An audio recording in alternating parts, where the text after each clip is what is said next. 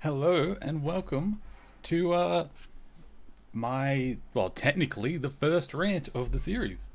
Well, rant makes it sound like I'm going to be really aggressive, but honestly, it's just me talking about things that I like. So today I actually wanted to talk about Star Trek. Weirdly, because I haven't watched Star Trek in years. Last time I watched Star Trek, I think properly, I was living at my parents' house about 10 years ago. And obviously, when I was a kid, I watched it on and off. Other than like the occasional rerun that I've seen at like some friends' houses, they'll have, you know, something going on Netflix. Occasionally, I've watched an episode or two of Star Trek, but I haven't sat down and focused on it and just watched it for years. Over a decade now. Except for Enterprise, because Enterprise came out at a weird time, which I'm going to get into. It's the prequel series. So there's original Star Trek, I believe late 60s, there's 3 seasons, and then famously there's like 6, 7 movies that they did right through the 70s and I think early 80s with Kirk and his crew. And I did watch that. I figured I'd start with original Trek because it is good. The actor's awesome, and what are you doing, Bala? The actor's awesome, who doesn't love Leonard Nimoy and Kirk, and I mean, who doesn't love all those guys? They're great.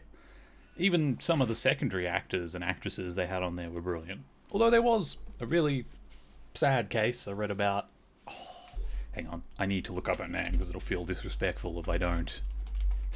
If I don't have her full name. But basically, there was an actress, and she was sexually assaulted by people that ran the show apparently, and I didn't know that.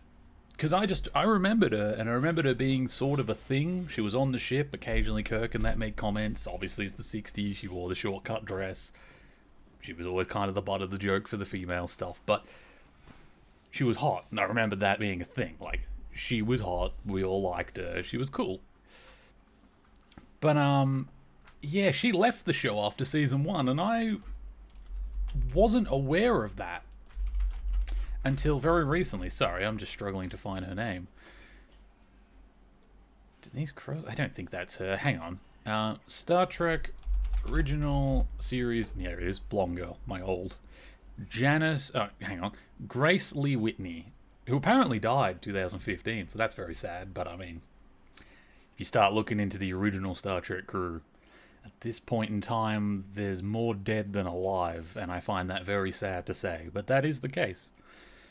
But yeah, Yeoman Janice Rand was her name, and she was. I'll see if I can pull. Can I put something on screen? How am I going to do this? I can't really. It's a bit difficult to do that. Maybe. Hang on. I'll sort that out for next episode. How to do pictures and stuff up. We'll do that.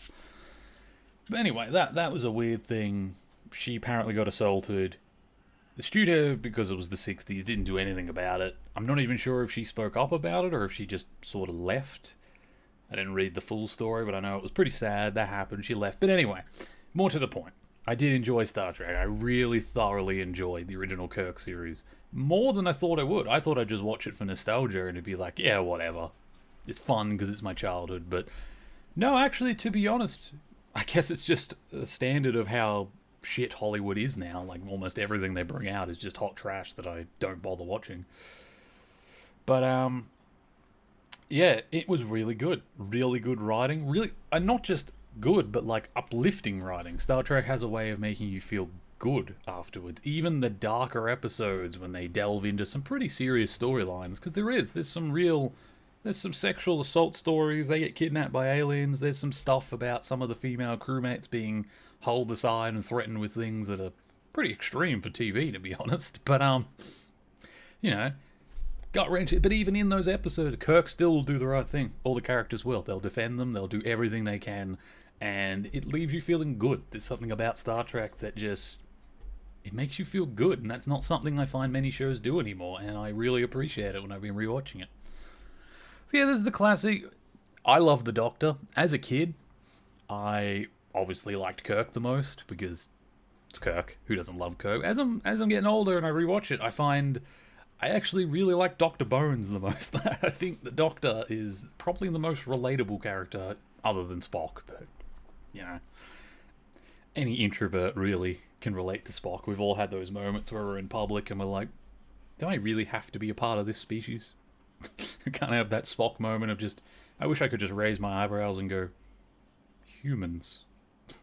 And unfortunately, I'm a part of them, and it's insulting to myself as well.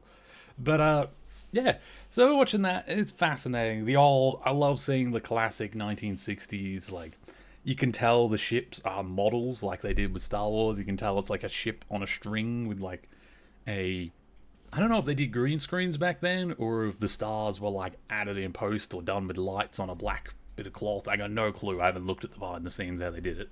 I know Star Wars put the Star Destroyers on like strings and they would move them. That's why quite often in the scenes you'll see these weird angles, but it's like the camera is zoomed in on a tiny little model like this. And they get the camera and, well, think about that as being the ship, and they would zoom in like this. And instead of the ship moving, they'd either do the string lightly, and they'd have the ship move, or they would move the camera so it made it appear as if the ship was moving. And then in post, they'd add some lights and hyperspace effects and things. Really, for the times and what technology they had, they did really well. Still, to this day, like now, you look at it, you're like, okay, I have seen TikToks and I've seen YouTube videos and people that at home can do things pretty close to this, if not a little better.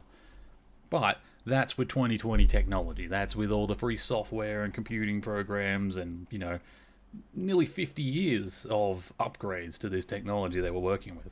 The fact that they did it back then with so little of all that before anyone else had tried and did it so well that it still holds up pretty well, to me is good. They did a really good job. I loved it. But, I don't know, the original series is a little bit weird, and it's kind of, I don't know how Star Trek canon works. From what I understand, the Nemesis movie happened, the Romulan world blows up. There is technically stuff that happens after that, and that's like the Alpha canon or something, and then, or maybe that's the Beta canon, and now there's Alpha canon, where it like had a time loop thing through one of the new movies that I haven't watched since it was in cinema, and I remember not liking much, so I never rewatched it. I will now. I will. I'm intending to, just so you all know, I'm intending to rewatch all of Star Trek. I just started with the original series because I thought the special effects and stuff were the oldest, so I'm probably best starting there. That way I'm just not comparing it to the newer shows and the new effects, I'm comparing it to just itself. And then as I watch the other shows, it will get better, and I'm looking forward to that. But, yeah. So I rewatched the classic series. Great series. I loved Uhura. She was an absolutely brilliant comms officer, and I found out recently that Martin Luther King Jr. actually asked her to stay on when she considered quitting Star Trek because she was seen as such an icon for, well, young women in general, but in particular in the 60s era when, in America, Martin Luther King was a thing and all these marches. Pretty big deal to have a black female on screen who was not being portrayed as a slave or a lesser being. She was very much an equal.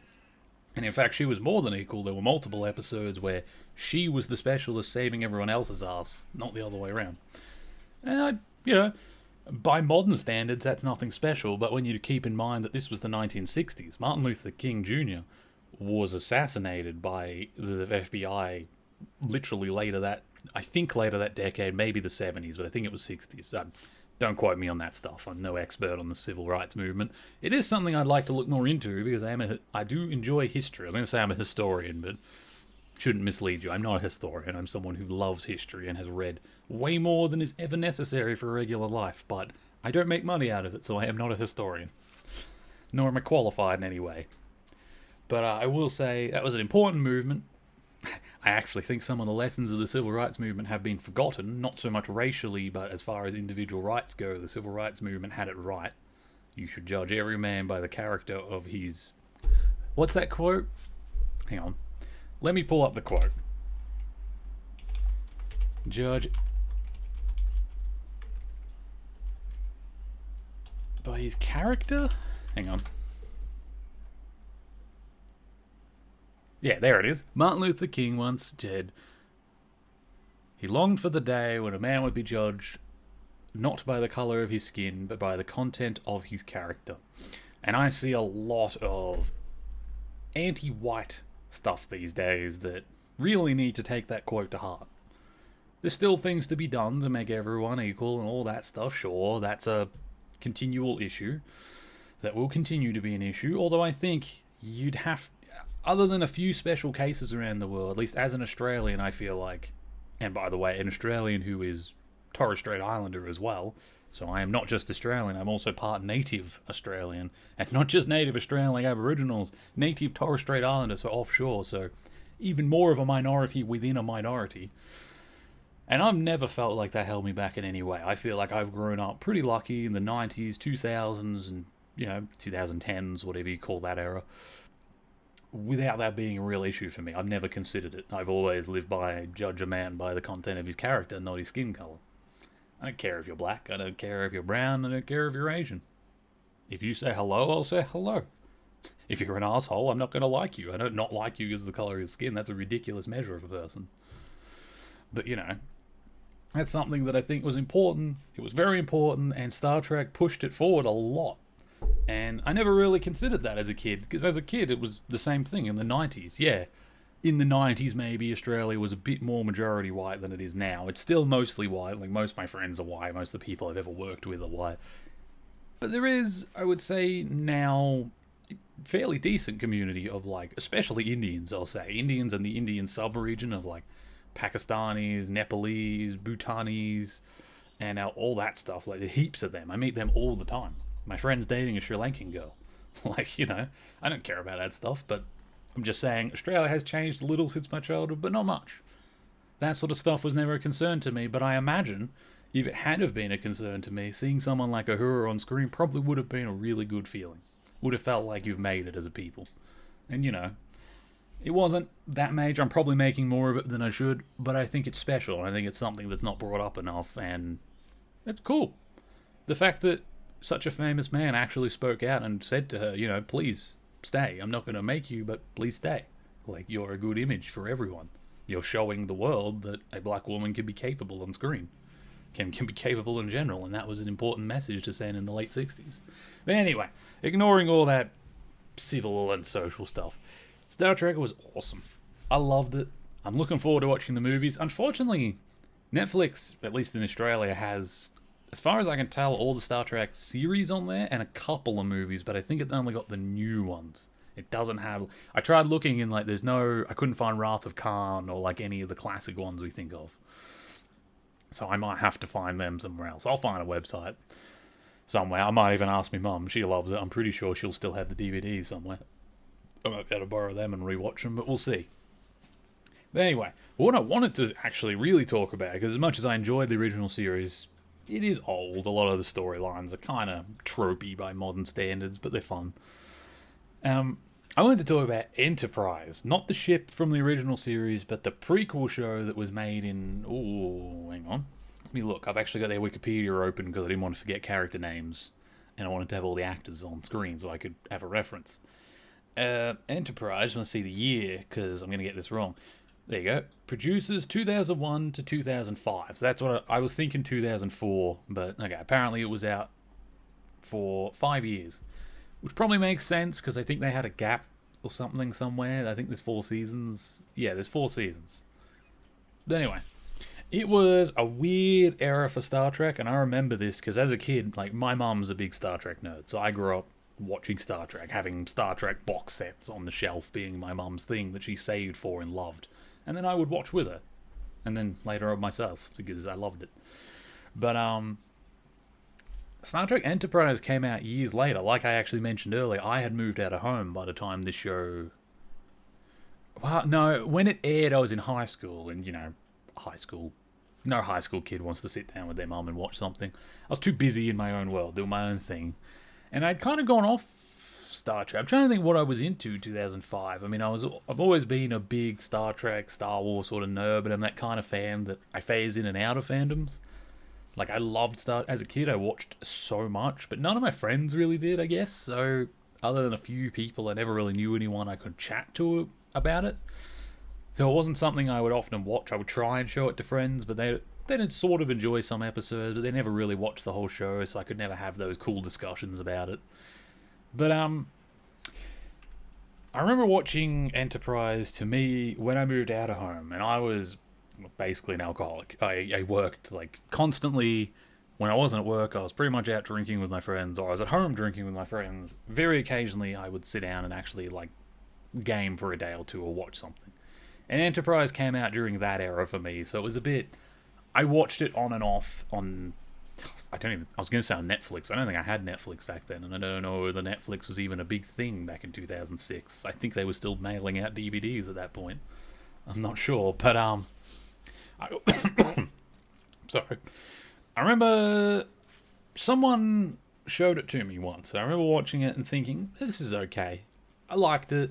The thing with Enterprise that was really cool is that Enterprise, unlike the original Star Trek that's meant to be, I believe, during the 22nd century, so it's like humans have now been in space for around about 150 years in this timeline. So we're pretty good at it. Like in Star Trek, we have some colonies, we have some star bases. The Federation is a thing from day one of the show.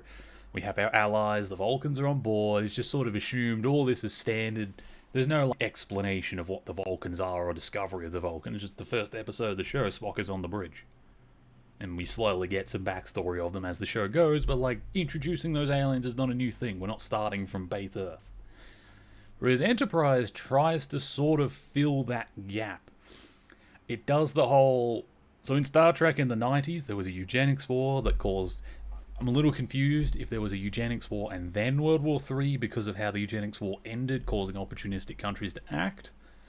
Or whether there was a World War III that was the eugenic wars that then carried on to be nation wars until we united. Either way, the show doesn't cover it. None of the shows do, so that's why it's a little bit spotty. They make reference, and they sometimes reference it differently in different shows, which makes it a little hard, but whatever. There was a war, and then basically the Vulcans landed once this guy, Zefram Cochrane's his name. He's a very famous inventor in Star Trek.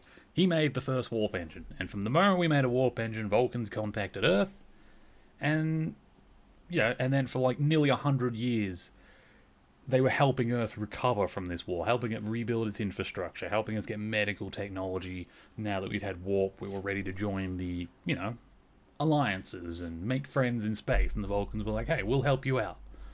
Pretty cool of them.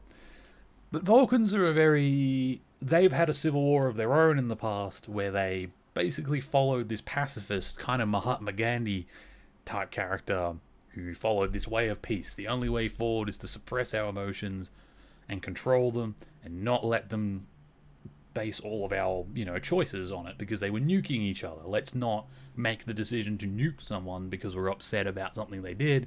Let's think it through logically, suppress our emotions, and avoid that. Smart. Humans could probably do with a bit more of that, but, we're not there yet. In real life, or really in the show. But they're trying to help us work through. And because of the eugenics war, humanity in Star Trek is a little different to real life. It's almost like our entire species was traumatized by that war.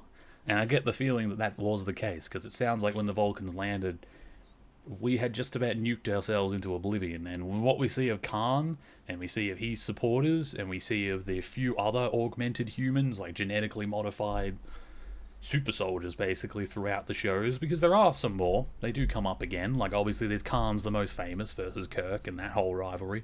There's also in Enterprise, there's some augmented humans. I believe it comes up a couple of times through the series, in different series.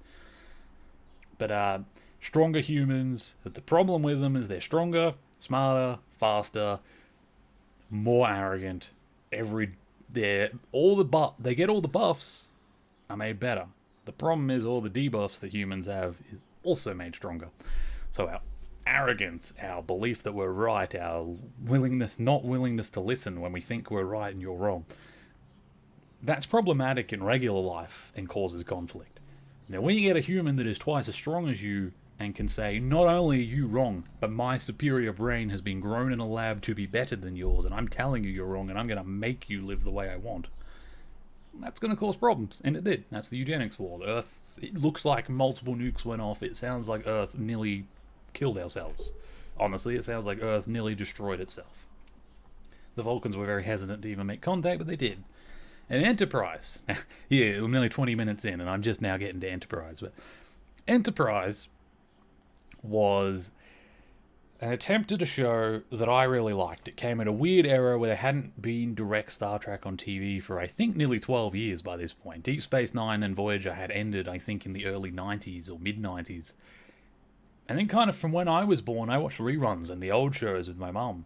But I think I was like 3 or 4 when the last Star Trek show finished coming out. Other than every few years there was a movie, there was nothing really like. When I grew up, there wasn't Star Trek on TV, which I think is why most of my friends haven't watched much.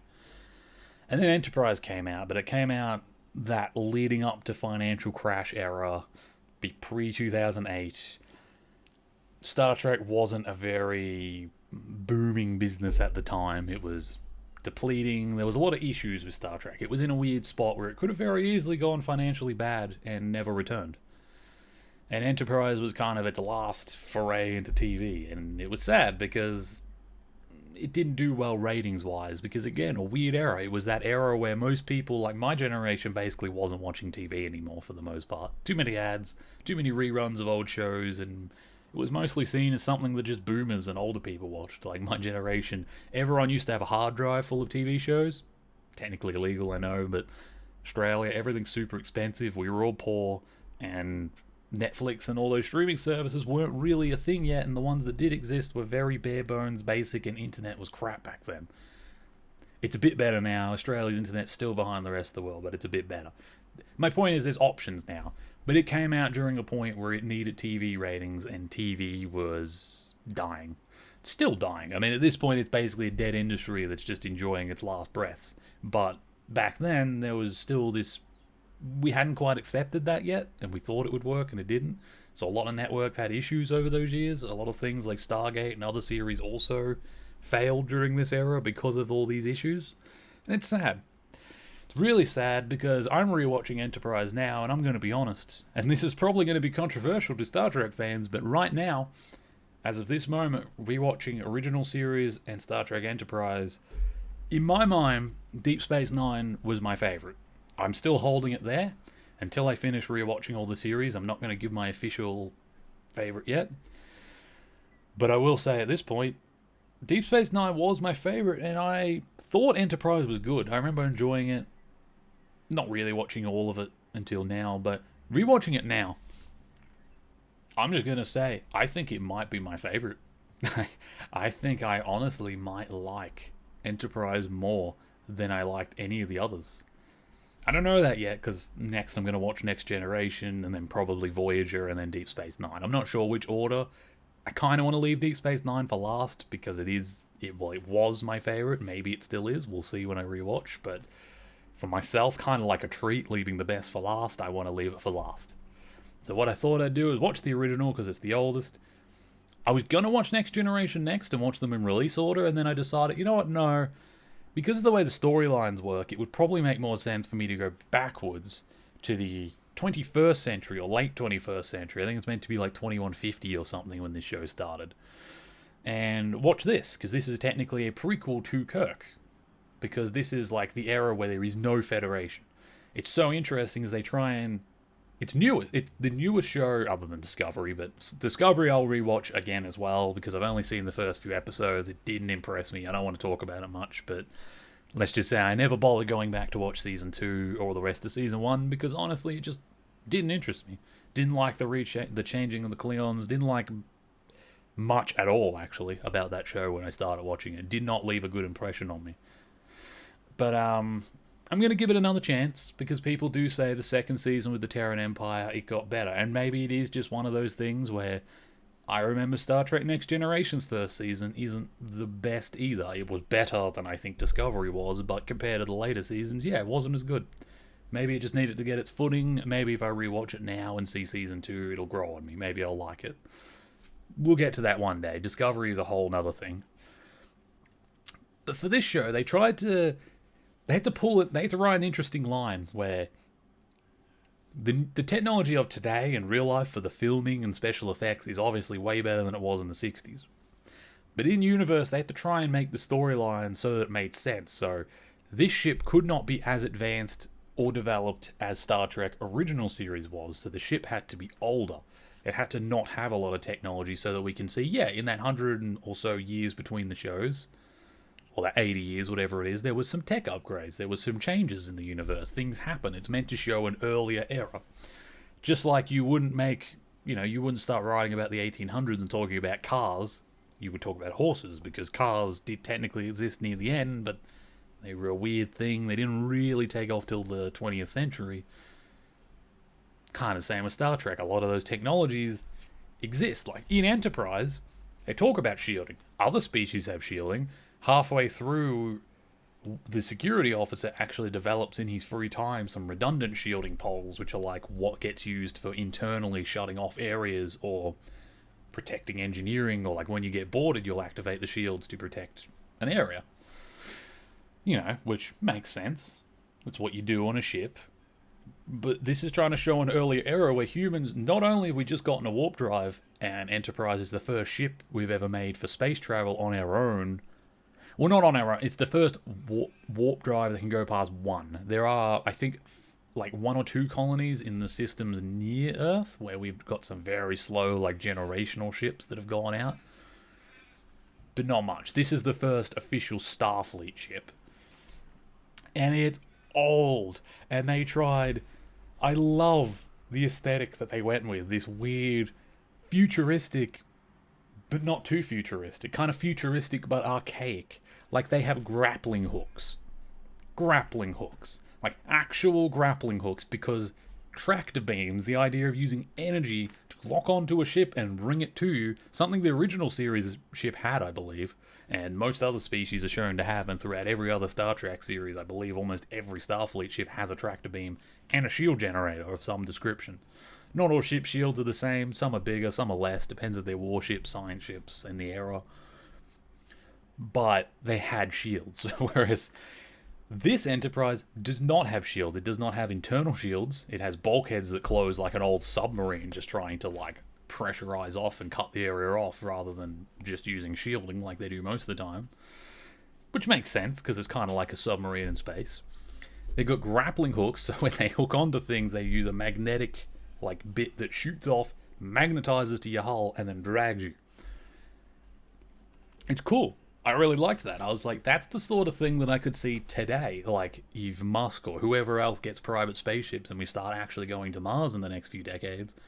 Those sorts of grappling hooks and things are things I could realistically see us using. Probably more realistic than a tractor beam, because the idea of a tractor beam is... I'm no scientist, but I believe it's feasible, but the energy output is like... We could not design a generator right now that would be powerful enough to run shielding.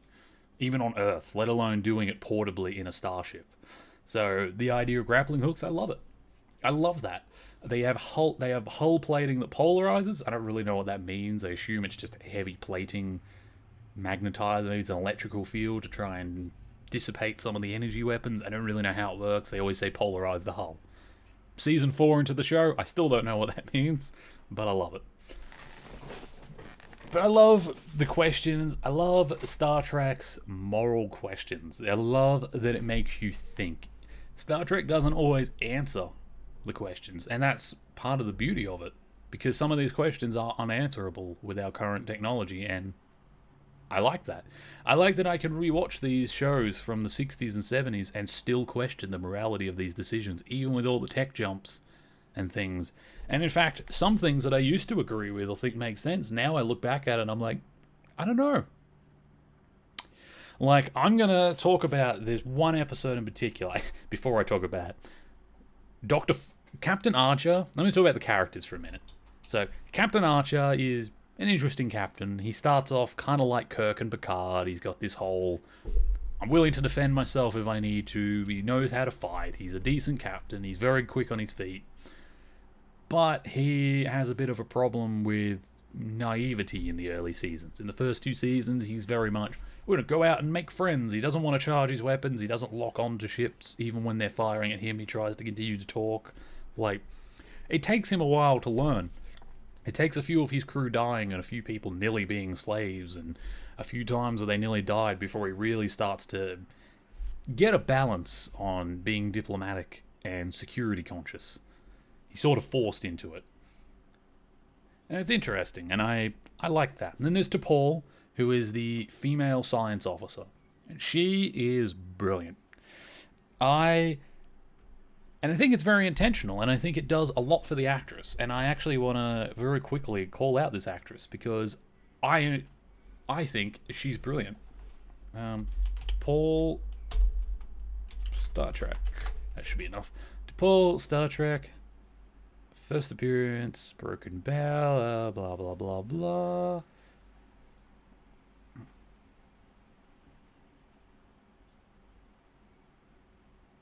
Julian, here it is. Julian Blalock.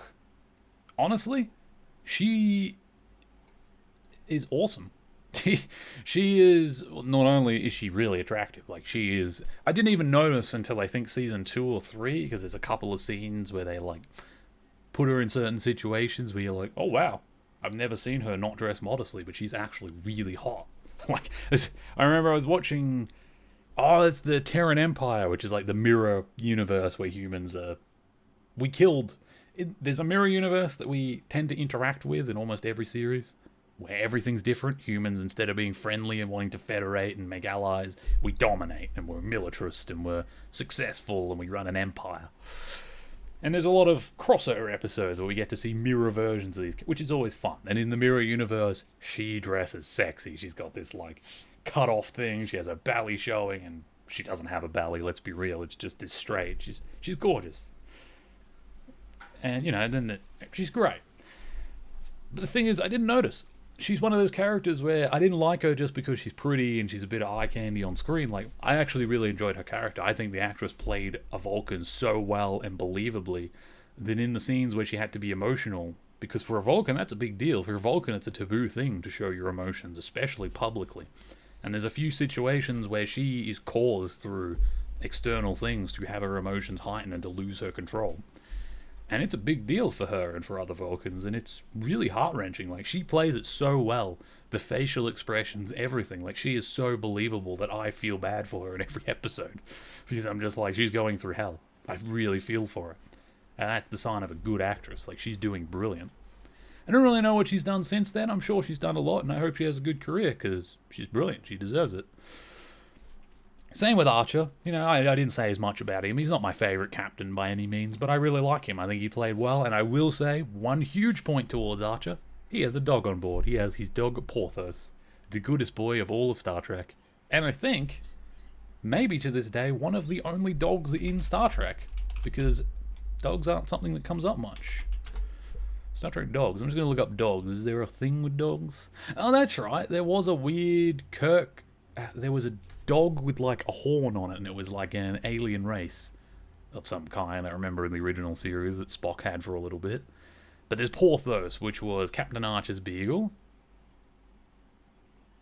And I'm trying to think. Well, Captain Kirk's Great Dane. Star Trek, it must have been a movie. Apparently one of the movies he has a Great Dane. That's cool. But anyway, yeah, there's not many dogs in the show, and it was fairly noticeable that Archer had a dog. And I like that, because that's another one of those early things. Like, if you were going to space and you knew this was the first Earth ship and most things were experimental and there's a good chance that something might go wrong and you're going to be stranded out there with no one to come help you and you may die out there. Because that was a real possibility. They were exploring the unknown in the only ship that had above warp 2 capability that Earth had. If something went wrong, they could send out a distress beacon and maybe the Vulcans would come, maybe someone else would come, but the chances are if something went wrong, they were going to die. And they knew that, and they went out anyway. And I kind of like that within that mindset, he was like, well, if I die, who's going to look after Porthos? So I'm going to bring Porthos with me, and he brought his dog. And that, to me, gives him a lot of points, because I'm a dog owner. You can see, I've got my beautiful Bala here. Got my big boy variant on the bed back there. You can sort of... it's confusing. Confusing with the camera and the backwards angles. There he is. But anyway, great captain. So let's go over the other characters. Let me do that, because that's a good way to go through it. So casting. Can we just get a list of like the characters? Hang on, I can do this. Star Trek Enterprise characters. Bam, there we go. So I said to Paul, Again, brilliant, love to pour. There's Hoshi Sato. Here's a cool one. She's an Asian lady. I believe she's meant to be Japanese or half Japanese. They don't, I mean, with a name like Hoshi Sato, she very much sounds like she's fully Japanese.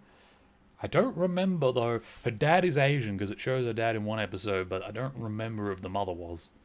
Whether she's meant to be half Japanese or full. But anyway, she was working in Brazil at the time. We learned much later. Actually, I learned the other day in season 4 because she got kicked out of Starfleet. Because she basically broke the arm of someone who she thought was being unfair when she was running a gambling or running a poker game.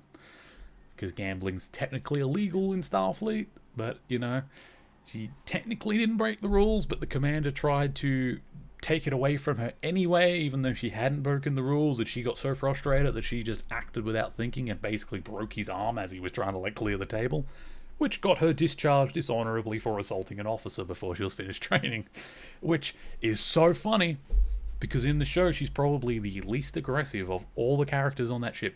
She's one of the most likable characters on the whole crew. She's brilliant. She's a language expert, which I love, by the way. She is basically the backstory of the universal translator that gets used by Starfleet forever. When she first comes aboard, she is designing the universal translator. It becomes a thing, like a handheld device and something tied into the ship's computer that everyone else uses all the time. And in the early seasons, they made a big point of her forever, like, altering it, meeting new species, and the first thing she'd do was get them to talk a bit. And they'd talk, and she's like, alright, the syntax of that, and she'd go over in a little computer, and then, you know, they'd be talking in some weird language, and then it would slowly transition to English. And I love that. Because normally the Universal Translator is this weird sci-fi, it's kind of like in fantasy. They're like, how'd you do that? Oh, magic. It's like, how do we understand these aliens? Oh, just translator. We never talk about it. In all the other series, it's just a given a translator exists. We never question it. Other than the occasional species where it doesn't work for. But Hoshi is basically her design. She spends the whole show focusing on it. She is the communications officer. She's designing this program. She's a badass. She's great. The amount of episodes... At first, I thought, oh, she's going to be kind of boring. I was like, I'm a bit of a nerd, so when it comes to language stuff, I'm not like someone who wants to study the history of words. But I do watch some YouTube channels. Like, I will... Yeah, okay, I'll tell you all. There's a channel called Name Explain. And I suggest everyone go subscribe and look through his content, because I guarantee you there'll be a video in there of some word or phrase or saying that you've never questioned in your life. It'll be a very short, like 5-6 minute video, 10 minutes at most. And he'll explain the whole history of how we got that word. And you would be amazed at where some of our weird language comes from. But anyway, Name Explain, there you go. I just plugged a channel that I have no affiliation with and have never spoken to, so go enjoy. But Hoshi is basically like that guy. She just loves language. She loves different dialects. She loves talking with aliens, and it's great. I really enjoy it. And I love how much of a lasting impact Hoshi had on Starfleet. I would actually say of this whole show, other than maybe the captain, she's probably one of the most, like, across all of Star Trek, one of the most important characters, because her universal translator is probably one of the single most utilized technologies in not just Starfleet, but like all of Star Trek. Because it gets to a point where once the Federation has it, they share that. They share tech with each other. So the Andorians, the Tellarites, Vulcans, later on the Klingons, like all sorts of species end up sharing data and basically using Hoshi's database that she builds over her career as a basis for communication for all species. And that's cool. That's awesome that in that universe she's such an important character. But she's also a very lovable and just nice person. Which, you know, is refreshing. Not everyone has to be a tropey character that's... he's the harsh guy, or he's the mean guy, or he's the Vulcan that acts rude but isn't really. She just is a legitimately nice person. Nothing more, nothing less. She just is a nice person that's good at her job. What's wrong with that? But anyway. There we go. I don't want to talk about him just yet, because he's my favourite of the show. We're getting to the Doctor. Malcolm Reed is the security officer, and he, for me, is probably the weakest of the main cast. Not because I think the actor did a bad job or anything. I think he's supposed to be like that. I think that's how he was written. He's meant to be this kind of almost standoffish... He's meant to be the security that butts in to Starfleet's naivety sometimes. You know, when Captain Archer sometimes puts them in danger and does things that are stupid, like he goes in and it's like, we can make friends with them, and he jumps in and tries to talk to people. Reed's the one that handles the weapons. When Archer gets them in trouble, Reed's the one who has upgraded the weapons in his free time or in his last shift and says, Captain, I'll be working on a prototype. It might save our lives here. And 9 times out of 10, it does. You know, that ship survived purely because Reed is competent at his job and actually has a healthy cynicism. It's probably not a good word. Healthy... I don't know. I don't know how to put it. Starfleet is basically sometimes naive, and they tend to see the good in people even when it's not there. Whereas Reed's a little bit more realistic in that sense, where he's like, well, they've got some big guns. They got bigger guns than us, so I'd like to upgrade our weapons. I'd like us to... You know, he also invents... This is actually something cool that he invents that he's probably well known for in later Star Trek. He invents the tactical alert. The classic... They get attacked, go to tactical alert. Every captain does it. Go to tactical alert or go to red alert, and they hit their button on their chair, and then the bridge changes. The lights come on, and you hear a little alarm go, and that means combat has started, or we're going into an anomaly, we're in danger. In the first season, that doesn't exist. When they're in combat, they're just in combat. The captain's on the PA system like, everyone hold on, we're going in. And Reed works out how inefficient this is, and basically Reed looks at it all, and I think it's about halfway or 3/4 through season 2 or so, he comes up with the idea of a tactical alert. Basically a button the captain can press. Everyone on board is trained to recognize it. When the lights turn on and when the alarm starts, everyone goes to battle stations. It doesn't save much time, but it saves time for people looking around going, did we just get attacked? And then the captain having to go, everyone to your stations. Instead, the captain hits one button, and in an instant, everyone goes, blue lights are on, it's tactical alert, and they all jump out of what they're doing and run to their battle stations. Pretty important stuff. You know, when a few seconds can be life or death in some of those situations, tactical alert was a big deal. And he invented it, so good on him. He's from a military background, he's not very close with his family, and he's a bit of a hard-to-get-to-know character. But as the show gets on, he does make friends with the crew, and we learn more about him, and we come to like him. He also, and this was cool, he also in his youth, when he was a trainee, worked for Section 31, which is like the controversial, technically doesn't exist CIA-type intelligence agency that exists within Starfleet unofficially, and does a lot of shady stuff. He was the very first character to mention them and to work for them. Basically, he has this whole episode where they contact him and he's like, I thought we were done. It's been years. It's been 10 years since I was in training. I haven't heard from you. I thought we were done. Do not contact me. He's like, you're never done with us. I don't think you understood when you signed up that you're not done with us. And he has he has to lie to his captain on behalf of them. Eventually his captain finds out, and, it's a whole thing. But, yeah. It's interesting. Reed's not my favourite character, but I do like him. There's a lot of funny episodes with Reed, because he's so serious that it's almost comical. Like, there's a couple times where he's in a shuttle, like one episode, but he's in a shuttle, and him and Trip, the guy I'm going to talk about next, the chief engineer, are stuck, and they both believe they're going to die, and they're floating there, and they're like, what do we do? And they're trying to save energy, and Trip and that, they're just eating... They're rationing out what little rations they have. They've turned down the heat, so they're basically freezing under blankets to try and make the power for life supports last a day longer, so they can maybe live long enough for Enterprise to get back.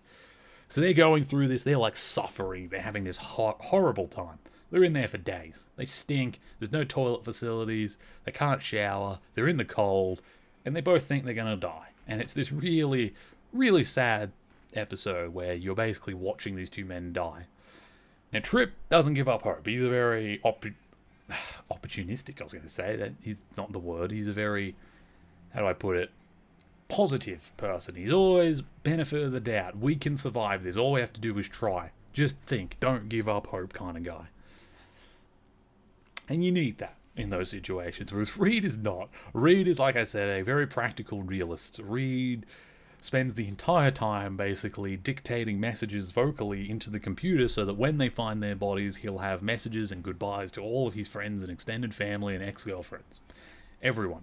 To the point where in the episode it gets like, I think they've been there for 3 or 4 days, and you see Trip, he's like holding his hand on his head, and he's so done to listening to Reed tell people how sorry he is that he didn't say this or say that or do things, and he just basically tells him, would you just stop? You're like, would you shut up? You have told everyone and their dog all the things you regret in your life. How about you spend 5 minutes giving me a hand saving our lives? And it's this great, like, it's one of the first episodes where, like, his personality really gets broken down. He's like, I'm not a negative person. I'm trying to see this realistically. We're done. And it's the first time they really become friends. Like, after that mission, I would say those two are very fast friends. For the rest of the series, they'll look out and they'll die for each other if they have to. But before that, they work together. That was the first, like, time they were trapped together and had to survive together. And it was interesting.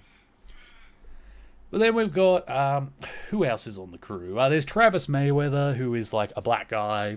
Don't know if that's important, but Reed the white guy, Malcolm Reed. I don't know if I have to say that, which is why. I'm not going to say their race. It seems weird. I only mentioned the Japanese thing because it's fairly unique to have a fully Japanese woman be on the bridge of a starship. It's just not something you often see. But he's a black guy anyway. And he is from a cargo ship, one of the ships I mentioned that only goes warp 1, so they take months. It's like a year and a half, 8 months to do every drop off and pick up. And their ships are shit. They're not government. They're not regulated. They're very privately owned, slapped together. Engineers keep them running somehow. They trade with pirates and smugglers. They're very early space exploration time stuff.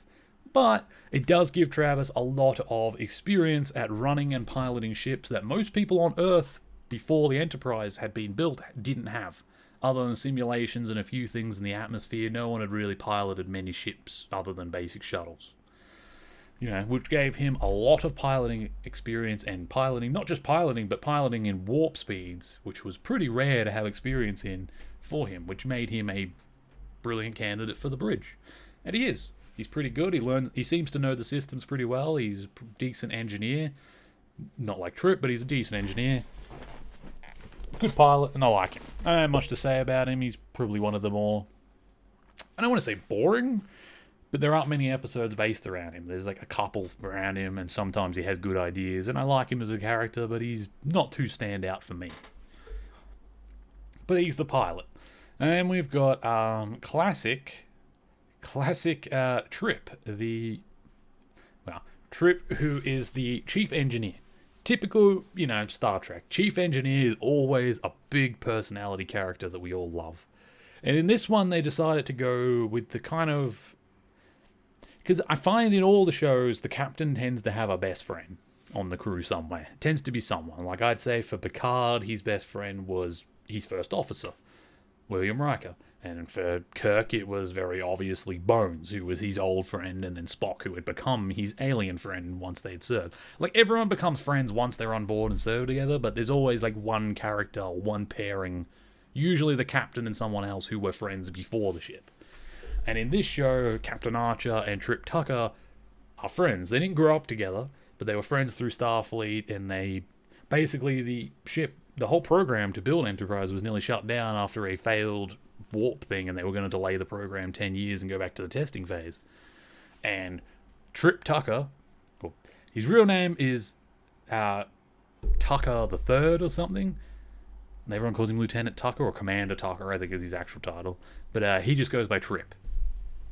But Trip and the captain became friends. They basically caused Enterprise to be launched by making it succeed. They pretty much stole the ship after it was announced as a failure, proved that it could be fixed by fixing it.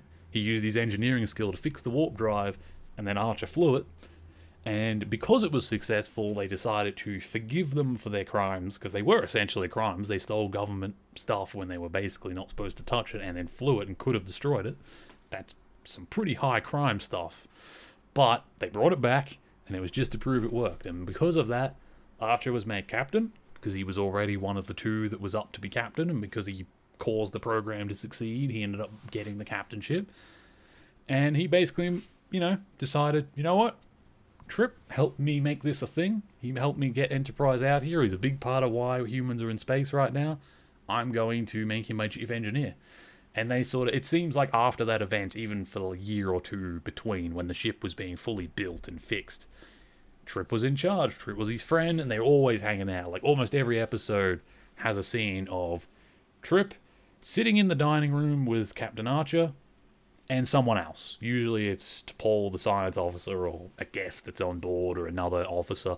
Captain Archer tries to have dinner or lunch or a meal with all of his command staff rotatingly, but Trip's almost always there. But anyway, Trip is a really cool character. He's one of those typical, he's got the, like, Florida accent. He's from Florida. Florida actually gets attacked in Season 3 by the Xindi, who is a weird alien race where there's like 5 different species that all grew up on one planet, and they basically fought a war and destroyed it, and now they formed a council of all the survivors, and they're like sort of working together. And there's a whole time travel plot where they believe Earth is a ruthless species that is going to destroy their new homeworld in the future once they fully settle it and get their people resettled. So they decide to put all their resources into this weapon to go and attack Earth. And the prototype attacks, and it kills over 7 million people from Florida to Venezuela. It just digs a trench, blows up all the cities, through Cuba, through everywhere. It's huge. Trip loses his sister. She was in Florida, and we see there's like a crater, there's like a trench from where the weapon started firing, and it's got to be 20 feet straight down. It just super fried everything on the surface, everything down, all the pipes, the road, everything's gone. It fried everything. It killed everyone in that region. His sister was one of them. And he becomes he goes from being this kind of happy-go-lucky, oh yeah, I can fix that, don't worry about it, Captain. Whatever you need, Captain, I can slap something together, I'll fix it, to, Captain, we are going to kill the Xindi. He becomes, I need to keep this ship running no matter what. We are not going back to Earth. I'm going to fix it while we're out here because we're not finishing this mission until they're all dead. And he gets this very understandable need for vengeance, which he ends up kind of forgiving them because the plot turns out to be much more complicated. There's a lot of behind-the-scenes stuff that fooled the Xindi into doing this, and most of the Xindi aren't actually bad people. Even the guy that designed the weapon didn't really want to do it. He did it because it kept his family fed, kept his people safe, and he thought it was the right thing to do to protect his people. He didn't want to kill anyone, though. He says himself, when he saw the imagery of what his weapon done, he had never felt such deep regret. I imagine it's kind of like the guys that made the nukes. Like, we've all seen that video of the guy saying, what's he say about it? We watched the fires of hell hit Earth, and we lived in regret, or something like that. I can't remember the exact quote, but, you know, inventor's regret. He invented something that he thought would help his people. He dedicated so many years of his life to it, and then he watched people die. He watched innocent people die because of his work, and he felt in extreme guilt.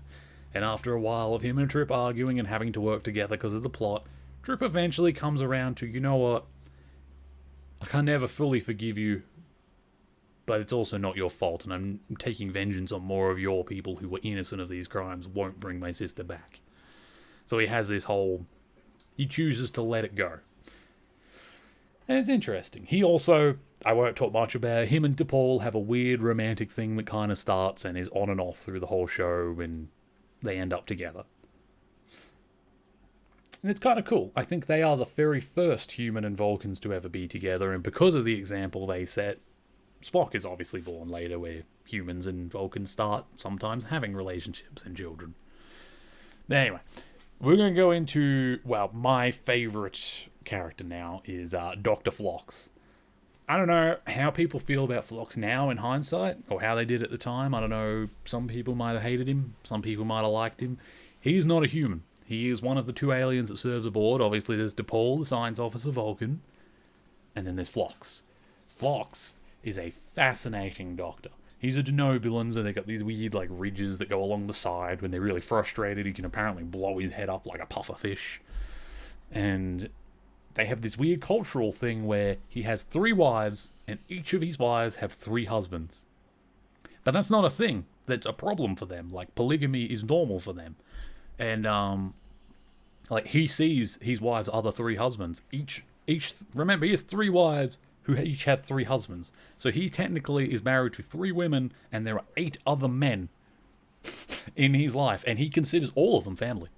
All of them. This is this weird, like, alien culture where they are his big, extreme family. All the children that the wives have with each of the men are considered his children as well. He looks after them. He sends letters to them. He's always talking with them. And it's nice. I mean, I'm not into polygamy myself. I'm a little bit... I want someone to be mine if I'm with someone. You know, I don't like the idea of them sleeping with other people unless it's pre-organized to be a casual thing. But, you know, that's their culture. That's their cultural thing. He actually, there's a few times, one of his wives visits at one point because she's like some kind of... She develops medical technology and she has to come on board to help install something, and she's on board for like an episode. And she tries to sleep with Trip, and then Trip has this whole awkward, he goes to the doctor like, I think your wife is hitting on me, man. I don't know if I should tell you this, but like, I feel bad. I don't know what to do. And he's like, oh, brilliant. You're going to find things that you've never felt before with her. And he doesn't care. And, like, Trip approaches it like you would with a human. He's got this whole, I don't know how to tell you this, man. I consider us friends, but I don't want to hurt you, but your wife is hitting... And he's like this whole... He's so anxious about it. He's gone to like 3 other characters like, should I tell him beforehand? It's this big... He's so stressed about it. And he gets there and he's just like, oh, she is beautiful. I do hope you enjoy. You'll have a good bath with her. She does this thing.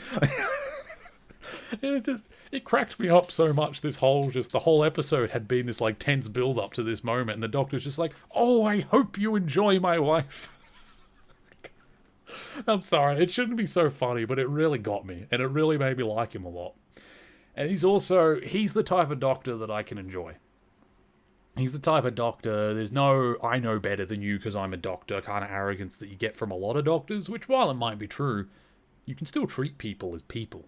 People are allowed to refuse treatment. I know that's controversial to say now, but you're allowed to refuse treatment. You are always allowed to refuse treatment if it goes against your beliefs for whatever reason.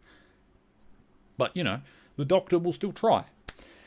And he's very strong with his ethics, to the point where, you know, he will endanger the crew sometimes because it is better. He won't kill someone who's infected with something. He will always try and help them. He will put himself in danger time after time to help it. If there is no cure in existence, he will develop one. He has, like, all these different degrees. He knows how to build and engineer medical technology. He's a veterinary for all sorts of alien species of animals. He understands all about these things. It's awesome. He knows just about anything there is to know about medical science, and if he doesn't know it, he wants to know it, and he'll read about it, and if no one else has written about it, he will write about it, and he will research it himself. He's one of those people, and it's hard not to respect someone like that. But, he's this brilliant character, and he really stood out to me, and this is actually, I wanted to talk about this earlier, and I completely got sidetracked, but there's a particular episode that made him my favourite character. And I really, really want to talk about it. Because this episode, I don't know if people remember this episode or care about it that watch this show, but I don't know why, to me, this is one of the few episodes that when I watched it back in like 2004 or something or whatever, stuck with me. It's one of the, I think, rewatching it now, I think it's one of the only storylines that actually stuck with me. Because almost all of this stuff with the Zindi and stuff, I barely remember any of it. I definitely was not paying much attention when I watched this the first time. Hang on, let's see if I can find Dr. Phlox 2 species. So what happens, right? Dear Doctor, I think that's the episode. Yes, this is the episode. So it is in... what episode's it in? 2002, episode 1... okay, so it's episode 13 of season 1. And it's called Dear Doctor. And it's this really, really interesting episode all about... Is this the episode? Hang on.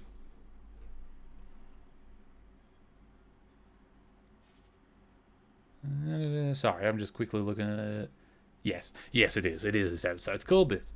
Basically, they find this ship. It's a generational ship. It's a very slow ship like what Earth had before Enterprise, and it's traveling, and it's just constantly sending out an automated distress signal, basically with a message saying, hey, my people are in danger, my people need help, we're suffering from a medical disease, we don't know how to cure it, anyone out there that has any higher medical science than us, please help us, essentially. And the Doctor And the captain, because this is what they're doing, they're out here trying to forge new friendships and meet alien races and learn everything they can and explore. So when they get this distress beacon, Archer doesn't hesitate. They go straight to it, and they get Dr. Phlox out, who is obviously going to be the main helper in all this, and they say, what can we do? Phlox brings them over into his med bay, immediately starts treating them as best he can, and they learn about this planet, and they end up taking the people to the planet. Like, apparently it took them nearly a year to get to where they were, but that's at, like, Warp 1 on this slow ship. Enterprise gets there in, like, 2 days or something. Immediately, the Doctor and the Captain, all that, beam down, and they shuttle down, I don't remember which, but they're in a hospital, and they're there. And we learn that on this planet, there are 2 species. There are I remember one of them's called the Valarians. Hang on. So there are Valarian, yes, the Valarian homeworld, and then who are the other species? The Mink. So there's the Valarians and the Mink. They both live on this planet. There are 2 of them. The Valarians are basically like humans. They're humanoid. Again, they've got the weird ridges because, I don't know, Star Trek. If it's an alien and it's not really alien looking and it's humanoid, it's probably just got some kind of ridges, a weird skin tone, and we'll call it a weird name. Because that's just how Star Trek does things, and I kind of like it. Keeps it simple and probably keeps the cost down too for running the episodes and making those aliens. But the Valarians are very similar to humans, and for what we saw, they're not far ahead of basically 21st century technology. Like, they're not far ahead of us at all. They have hospitals that are very recognizable to anyone that's been in them. The thing is, though, what makes this planet weird, the Valarians are suffering from a disease, but not the Mink. And the Valarians believe they're lesser intelligence. They're not stupid, they're not animals or anything, they're just not capable of the intelligence that they are. And the Doctor kind of works out while he's here. He's doing these studies, and he finds that this isn't a disease killing these people. This is an evolutionary thing where their genetics are actually breaking down. Like, the Valarians are dying out as a people, and it's natural. And he has this whole thing where he's trying to help them, but at the same time he finds that the Mink aren't as stupid as the Valarians think. The Valarians basically tell them what they can and can't do. They treat them as assistants in the hospitals. They let them assist. They're not slaves or anything, but they're not equals. They're not treated as equals. They have a separate society, and it's very, I don't know, by modern standards, to me, it's not far. I wouldn't say it's slavery, but it's not far off. You've definitely, in your law system, they have created a species that is seen as lesser and has less rights. And when they are, and as the Doctor works out, perhaps once that was true, and the Mink were less intelligent, but now he does a few tests and he finds that the reason the Mink aren't as intelligent now, because they've been evolving, is because the Valarians don't educate them and don't let them be educated. But the fact is that they mentally have the capacity to be just as intelligent, possibly more than the Valarians. So it brings into question a lot of moral arguments of, does he save the Valarians and basically doom the Mink, who are apparently becoming more intelligent by the species by the year, to eventually have a conflict? Because anywhere where you have 2 species of similar intelligence, where one is being treated worse and getting less access to resources than the other, purely for the crime of being born what they are, you're eventually going to have conflict. Might be slow, might take generations. Maybe it'll be a birth rate thing, maybe it's a resource shortage. Something will cause a conflict between those 2 groups, eventually. And the Doctor basically says to the Captain, I don't know if I should cure the Valarians. And when he asks why, he says, because let me put it this way, on your ancient Earth, there was a species called Neanderthal. And he's like, how your Earth would not have developed to what it is now, and have met me and given me this opportunity to help everyone I've helped, if some alien species had come down and stopped the Neanderthals dying out. What if, that's his example. He's like, what if Denobulans had come to Earth back then and saved the Neanderthals and caused Homo sapiens to become a second-tier species on their own world? We wouldn't have Starfleet now. We wouldn't have Earth. All the history would be different. We can't say whether it would be better or worse, but we would have been dooming Earth into a conflict in the future between them, or at the very least, issues between them that didn't need to be sorted. And the Federation has at this point, by the way, there's still no Federation. The Federation that's actually founded in Season 4, and like the last episode of the show, is the founding of the Federation by Jonathan Archer and all the friends he's made along the way. And, so at this point, there is no policy of non-interference. It's a Vulcan rule that they follow, and Archer tries to loosely follow it because he thinks it's a good idea. But it's not written in stone yet. There is no law. Unlike Kirk and Picard, who wouldn't be able to help the Valarians because of rules around Federation non-interference of species that aren't at that level yet, they wouldn't be allowed in any other series to treat the Valarians. But in this series, those rules don't technically exist yet, so there is a question as to whether they should help. And it makes you wonder, because when you think about it, you're like, well, I'm sad that Neanderthals don't exist. I'm sad they died out. It would have been very interesting to have a separate species, but equally, they had denser bones. I believe they had a bigger structure. Potentially, they might have been stronger than humans. Could have potentially meant that if they had kept existing through interference of an alien, that Homo sapiens might have been slaves or might have been genocided one day. I don't know. All sorts of things could have happened to us if Neanderthals had lived. Maybe the opposite would have happened. Maybe World War II in that era would have been Homo sapiens wiping out the final solution for the Neanderthals. Could have been reverse. It could have gone a lot of ways. But because they died out naturally, well, we think they died out naturally, we're still a little iffy on exactly what happened to Neanderthals in history, but we think they died out sort of naturally or were just outbred with humans. They did definitely breed with Homo sapiens, because some of us, especially a lot of Europeans, like I do, I know I have a small percentage of Neanderthal genes, but they don't exist. And basically in this episode, there's this moral question where the Doctor says to the Captain, because the Captain says to him, can you cure, because he brings all this up, and the Captain's like, what do we do about it? Can you cure them? Can you even cure them? Is this even a choice that I have to make? And the Doctor sort of looks at him, and he has this weird moment where it's one of the few times where the Doctor gets really serious and he actually looks upset and like a bit annoyed, because he's been put in a really hard spot where he doesn't want to let people die. He's a doctor. He'd do no harm. He can help the Valarians, and he's holding their cure, and he says to the Captain, I've already fixed it. I already know how to cure it. I just don't think that I can do it. I don't think ethically I can do that for them. And the Captain sort of looks at him, and it's this whole awkward moment where it sticks with me so much now. Even after all these years and rewatching it now, I love this episode because it's that real, what is the right thing to do there? Do you save the Valarians or do you let them die? You don't want to interfere, but equally your non-interference is going to cause the death of a species that you could have avoided. And that's a really, really hard-hitting moral question. And you know what? I'm going to open that up to you guys. What would you do? Let's say you were an alien species in this situation where you could have saved the Neanderthals, or you could save the Valarians like that, but interference like that might alter this world in radically and possibly negative ways in the future that you can't comprehend. You can't prepare for.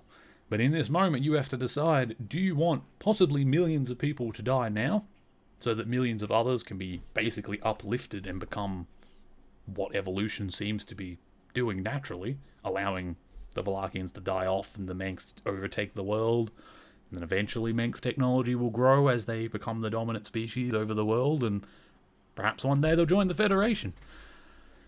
Or do you save the Valarians and avert millions of deaths to potentially cause billions in the future? Or perhaps none. I don't know. What would you do? Anyway, this has been my hour-long rant about Star Trek, sort of original series, but mostly Enterprise. I'll probably do a little bit more talking about Enterprise in the next one, because I'm still watching it. Like I said, I don't know how many episodes are in Season 4. I think there's a few left for me, but I'm up to like 17, 18. I'm getting very close to the end of Enterprise. And then next up, I'm going to be watching TNG, which is a weird era for Star Trek, I'll say. Not my favourite, but definitely not my least favourite of the shows either. I really like Jean-Luc Picard and that shit, but I'll leave that to you.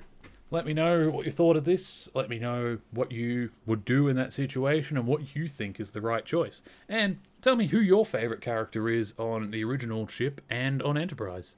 For me, like I said, Dr. Bones McCoy, and Dr. Phlox. It just hit me now that both my favourite characters are doctors. I don't think that continues on into the other shows, or at least before I rewatch them, currently the Doctors in the future shows are not my favourite characters. I think. We'll see. Maybe there's going to be a weird trend where I really like Doctors. We'll see. But anyway, let me know what you think. Goodbye for now, and have a good one.